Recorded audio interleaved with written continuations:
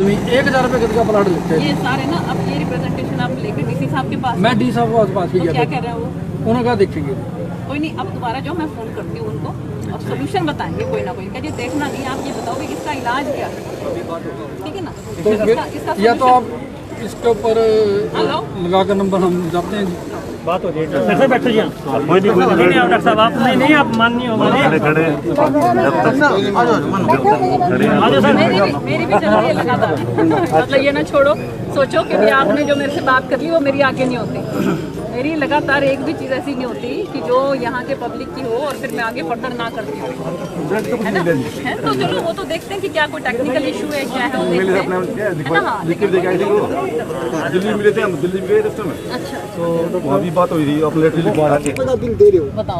वो चेक करा दें, कई बार क्लरिकल मिस्टेक हो जाती ये कह रहे हैं है। बाद में आ जाएगा वो कल कहीं ना कहीं।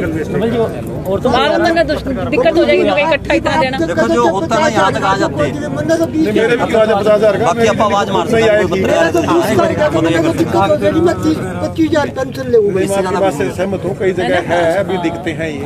अरे क्यों छोड़ा रहा जी, 1 साल हो गया एप्लीकेशन दे ने, आज तक इसका बिल ठीक नहीं। पहले 78,000 का दे दिया, एप्लीकेशन दे, फिर 15 का दे दिया, कुछ फिर दिखते 10 हैं का आपकी दे बात दिया। जायज है, विभाग के में है और वो धीरे धीरे दुरुस्त करने में अधिकारी अभी ठीक है, पहले चेंज हुआ है। रखे जी से एसडीओ न हुए, थोड़ा सा- बताऊं जी, हाँ जी। वो एसडीओ के पास में मिला था। कौन सा नाम? एसडीओ तो बोल रहे नहीं, नाम- सिटी वाला नाम बताओ जी। नाम तो मेरा बेरा सिटी का है।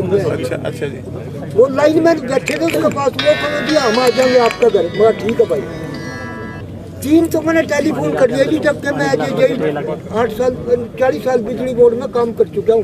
जब मेरी ये हालात है तो आम आदमी की क्या हालत और है? भी काम करते हैं। और आज मैंने नहीं राहुल जी, एक मिनट सुनिए राहुल। ये जब आप थे नौकरी में, आपने तो इसे काम नहीं करे, बदलाव करने ऐसा जी, नहीं एक मिनट बात सुनो जी। बहुत से जो हमारे यहाँ के जो विकास कार्य हैं उनका उद्घाटन है और इसके साथ साथ जो है पब्लिक से थोड़ा सा मिलने जुलने का भी था कि बहुत दिन हो गए कि कोविड में सब अपने आप को सभी संभाल के रखे हुए हैं कि नहीं, सब लोग जो है वो मास्क लगा के और सब तरीके से जो है वो सभी इंस्ट्रक्शंस का पालन कर रहे हैं कि नहीं। तो थोड़ा सा ये था क्योंकि मैं जब से सांसद बनी हूँ उसके बाद से टोहाना के लोगों से मेरी मुलाकात हुई नहीं थी, तो एक ये बहाना भी हो गया है कि विकास कार्यों का उद्घाटन है और इसके साथ साथ सबसे मिलना जुलना भी हो गया। तो समस्याएं इतनी आ रही हैं, उनके समाधान के लिए कितना समय लगेगा या क्या आश्वासन दिया? नहीं, समस्या इतनी ज्यादा नहीं है क्योंकि विधायक जी बहुत भली भांति जो है यहाँ पर संभाल रहे हैं, लेकिन फिर भी जो समस्याएं अभी मेरे सामने आई हैं तो वो मैंने ऑफिसर्स की नॉलेज में डाल दी हैं और इसके साथ साथ बिजली विभाग की जो कमेटी है उसमें खुद विधायक जी भी हैं, तो उन्होंने मुझे आश्वस्त किया है कि वो जो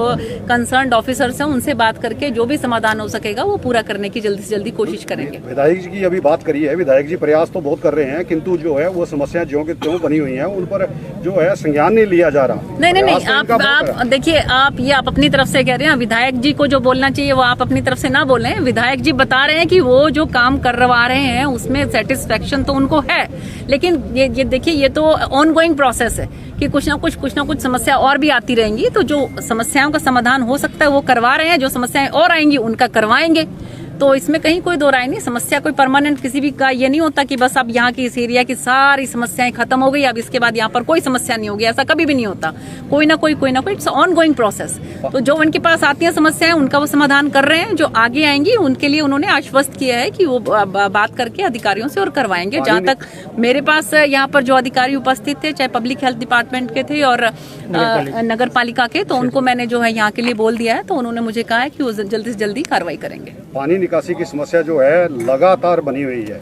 बरसाती पानी की निकासी की बात करें तो जल भराव रहता है और ये समस्या आज की नहीं है, तो बहुत पुरानी है। देखिए सभी नेता आए, उन्होंने ये कहा समस्या का समाधान हो जाएगा। अभी देखिए सरकार ने इन बातों को ना बड़े बारीकी से और बड़ा मैन्यूटली नोटिस किया, इसलिए आपने देखा होगा कि हर डिस्ट्रिक्ट पे आप डीएमसी लगाए हैं, डिस्ट्रिक्ट म्युनिसिपल कमिश्नर्स, आईएएस और एचएस रैंक के जो है सीनियर ऑफिसर्स जो है उनको लगाया गया है। मुझे लगता है कि नगर पालिका की जितनी भी जो समस्याएं होंगी पूरे डिस्ट्रिक्ट की, अब धीरे धीरे उनका समाधान निकलेगा। अभी पिछले दिनों ही मुझे जींद डिस्ट्रिक्ट में जाने का मौका मिला। देखिए 1.25 साल के बाद वहां पर जो है वो जिला परिषद की मीटिंग हुई और वहां पर डीएमसी उपस्थित थे और उन्होंने मुझे आश्वस्त किया कि आप धीरे धीरे जो है वो सभी काम पटरी पर आएंगे और मुझे पूरी उम्मीद है कि इस तरह से नगर पालिका के जितने भी काम हैं पूरे डिस्ट्रिक्ट के, चाहे वो किसी भी विधानसभा के क्यों ना हो, वो जल्द से जल्द पूरे होंगे, इस बात की मुझे पूरी उम्मीद है।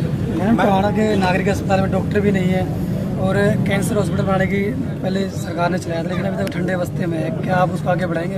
हाँ नहीं, बिल्कुल बढ़ाएंगे। देखते हैं अभी, क्योंकि देखिए आपको मालूम ही होगा कि किस तरह से अभी तो जो हमारा जो सीएमओ ऑफिस है वो भी उसमें भी बहुत से हमारे कर्मचारी कोरोना पीड़ित हैं। आदरणीय मुख्यमंत्री जी भी जो हैं अभी संक्रमित हैं। तो जैसे ही रूटीन में चलेगा कार्रवाई पूरी, तो मुझे पूरी उम्मीद है कि यहाँ के जितने भी काम हैं, जो चाहे वो सीएम अनाउंसमेंट के हैं या जो भी अनाउंसमेंट की गई हैं यहाँ की, तो उनको भली भांति हमारे विधायक जी है वो अपने पटल पर सही जगह पर रखेंगे और वो कार्रवाई पूरी होगी। एक सवाल है मैडम आपसे भी और एमएलए साहब से भी, आजकल चर्चा चल रही है राइट टू रिकॉल की, उसको लेके विमर्श लगातार चल रहा है और उस विमर्श में पूर्व मुख्यमंत्री ने ये कहा है कि ये लागू होना चाहिए, पर इसकी शुरुआत सरपंच से ना होकर एमएलए एमपी से होना चाहिए। तो आप एमएलए भी हैं, एमपी भी हैं, तो क्या कहेंगे इसके बारे में? देखिए ऐसा है कि ये जो निर्णय लिए जाते हैं तो उसमें आप देखिए, क्योंकि मैं छोटी सी बात आपको कहूंगी कि सरपंच जो है उस इलेक्शंस के लिए निर्णय लिया गया था कि एजुकेशनल क्वालिफिकेशन एक मिनिमम रखी गई थी, लेकिन वो एमएलए एमपी के लिए नहीं रखी गई। तो कई बार कई चीजें किस तरह से रखी जाती हैं वो जो है वो उस समय जो भी अधिकारी वहां पर या जो भी नेतागण होते हैं वो सब मिलकर उस बात का निर्णय लेते हैं, सभी मंत्रीगण। तो क्योंकि कोई भी निर्णय लिया जाता है वो अकेले एक लेवल पे नहीं लिया जाता, उसमें सबकी राय ली जाती है। इसमें भी फर्दर अगर कहीं कुछ होना होगा, कुछ हो सकता होगा, तो उसके बारे में बात करेंगे आगे क्या हो सकता है या क्या नहीं, या जो जिस भी बेस पे ये निर्णय लिया गया है तो उसमें क्या प्लस है क्या माइनस है, तो वो सब देखा जाएगा। विधायक जी आप क्या कहेंगे इस विषय पे? क्या सरपंच से होना चाहिए या एमएलए एमपी से शुरुआत होनी चाहिए इसकी? नहीं, अगर जनता पहले 5 साल के लिए मौका देती है चुनकर, अगर जिस भावना से और जिस सोच से चुनती है, अगर वहाँ खराब नहीं उतरता तो मेरे ख्याल से राइट टू रिकॉल का जो कई प्रदेशों में है, तो अपने हरियाणा में तो क्या बुराई है, उसमें होना चाहिए।